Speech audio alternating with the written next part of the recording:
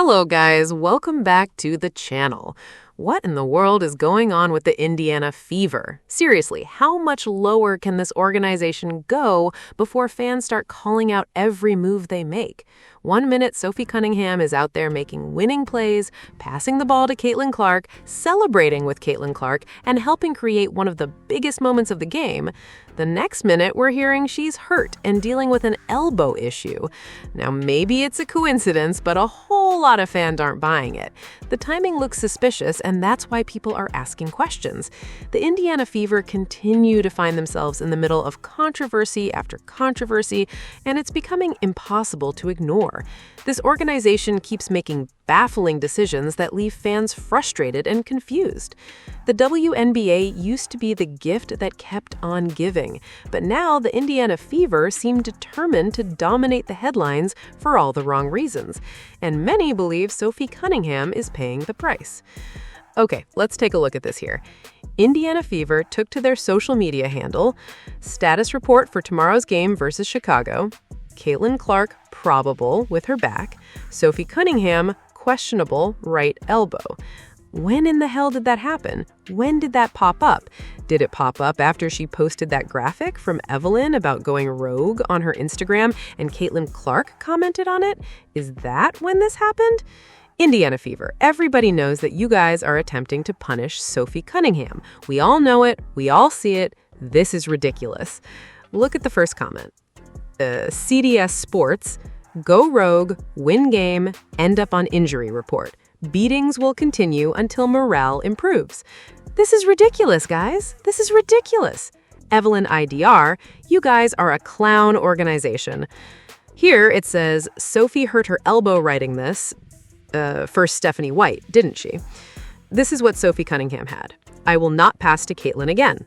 And I will not pass to Caitlin Clark again. Here said, Sophie made a perfect cross-court pass at the end of the game, but now somehow has an elbow injury that would prevent her from playing? That's some bullshit. This is what they forced Sophie Cunningham to do. Okay? That's how she hurt her elbow. Everybody knows this is clearly punishment for Sophie Cunningham.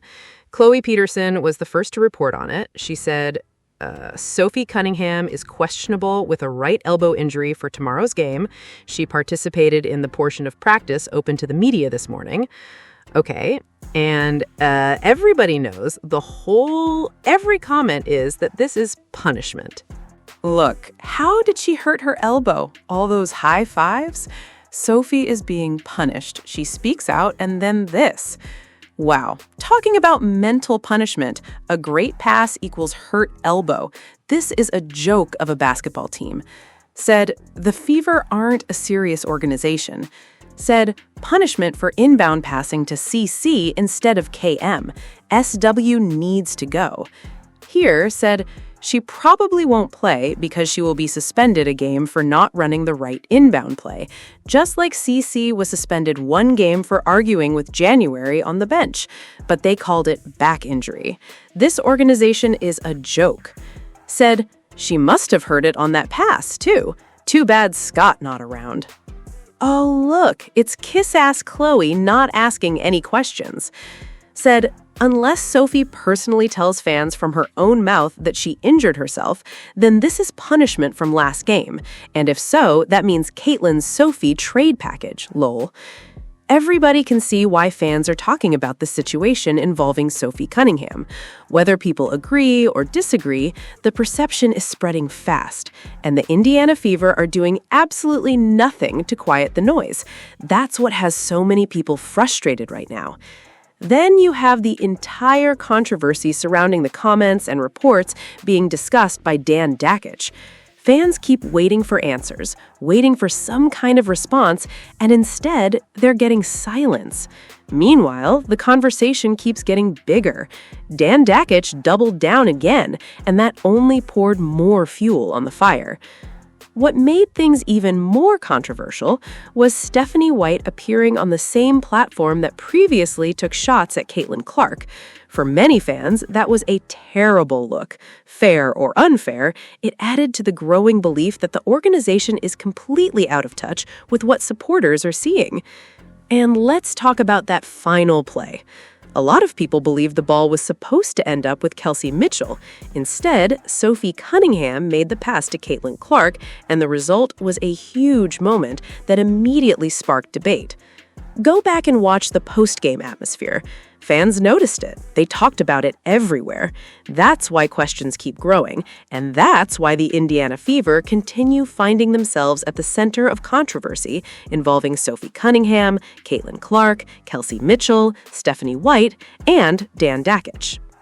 First go here, Stephanie White here. Shout out to Mick Talks Hoops. He says, shout out to Steph White for going on the same radio show, which essentially aired a Caitlin Clark hit piece last week. Stephanie White went on the same radio show, as she often does, and these are the people who essentially also played a large part in the Caitlin Clark hit piece last week. With this, when Caitlin Clark hit that shot the other night in Washington, I'm not going to say we shall be free, that it was this like lifting in that regard, but she said afterwards that, and I'm paraphrasing, that it just kind of helped break through some of the noise. Is that a fair statement? Was there stuff swirling around that it was good to just break through that? I mean, I think anytime you're able to come away with a win on the road, and especially in our league, it's always good. You know, we've had our moments where we haven't done as good a job as we're capable of in playing with a lead. You know, it was another one of those moments at times in that ball game. You know, but I always feel good about ourselves when we get to end of game situations. I think that our team does a great job of executing in those moments. You know, for C in particular, to be able to find herself that open, you know, she's going to step up and knock it down. And it was a big time shot. It was a hell of a pass by Sophie. And for us, it was a much-needed win on the road. I thought the pass was brilliant because it was just, you know, A big-time shot by Caitlin, a huge moment. And what made it possible? A great pass by Sophie. That's why so many fans are talking right now. Sophie Cunningham made the play, Caitlin Clark delivered the shot, and somehow the controversy only got louder afterward. Stephanie White, her ass is being punished now. That's what happens when you go rogue versus the Indiana Fever. People are looking at the situation and asking questions. They're wondering why the conversation shifted so quickly after such a big moment. And now, fans are paying attention to everything, including playing time and rotations. Lexi, people are noticing. They notice every change, every decision, and every adjustment. The Indiana Fever have the spotlight on them, and every move is being analyzed. Now take a look this here. Dan Dakich doubled down on everything he said right here in this. He took to X. Yo, damn it, hold on.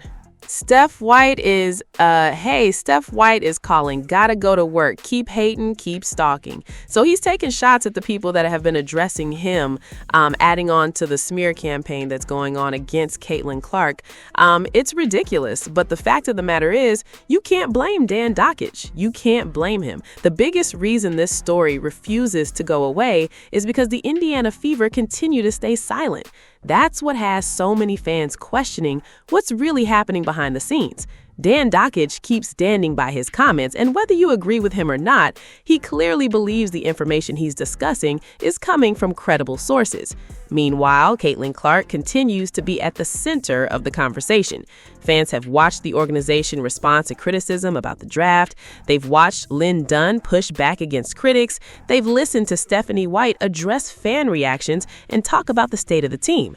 The Indiana Fever's Twitter handle, now the X handle, has even joined conversations publicly after games. That's why people keep asking the same question. If the organization is willing to address all of those topics, why not directly address the controversy involving Caitlin Clark? For many supporters, that silence is creating even more speculation. Make no mistake, fans are paying attention. Every statement, every interview, and every social media post is being analyzed. And as long as questions remain unanswered, the debate surrounding Caitlin Clark, Stephanie White, Lynn Dunn, Dan Dakich, and the Indiana Fever isn't going anywhere anytime soon. If you stand next to Caitlin Clark, we're coming after you next. Get down in the comments, let me know what you think. Make sure you like, comment, subscribe, and share the channel.